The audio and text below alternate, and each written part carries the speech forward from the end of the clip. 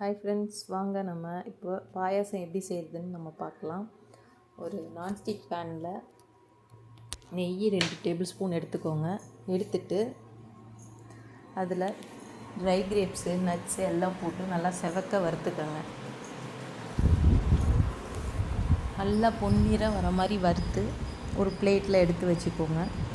பொறுமையாக ஸ்லோ ஃப்ளேமில் வருங்க.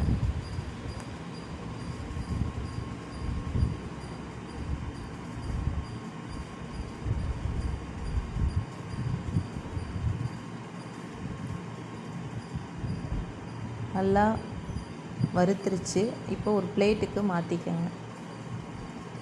மாற்றிட்டு 1 கப் சேமியாவை இதிலையே இந்த நெய்யிலையே போட்டு வறுத்துக்கங்க. இதில் தேவைன்னா ஒரு ஸ்பூன் இல்லை 1/2 ஸ்பூன் நெய் ஊற்றிக்கோங்க. நல்லா சேமியாவை செவக்க வறுத்துக்கோங்க. நல்லா சேமியாவை செவக்க வறுக்கணும்.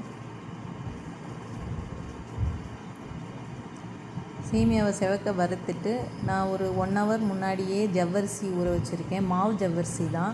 அது 1 ஹவர் முன்னாடியே கழுவிட்டு ஊற வச்சுருக்கேன். அதில் தண்ணி, அந்த ஊற வச்ச தண்ணியோடையே சேர்த்துக்கங்க, கழுவிட்டு ஊற வச்சனால.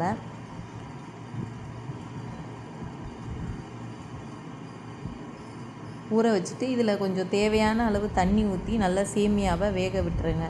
அப்போ தான் பாயாசம் உங்களுக்கு ரொம்ப கெட்டித்தன்மைப்படாது. இதில் தேவையான அளவு தண்ணி ஊற்றி ஜவ்வரிசியையும் பாயாசத்தையும் நல்லா வேக வச்சிட்டிங்கன்னா பாயாசம் கொஞ்சம் கெட்டியாகாமல் இருக்கும் செஞ்ச பிறகு.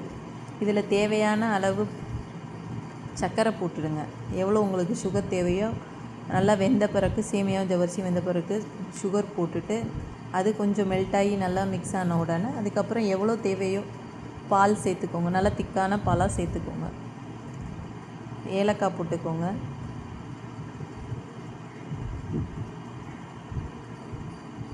இப்போது நான் வறுத்து வச்ச முந்திரி, திராட்சை எல்லாம் சேர்த்துட்டேன்.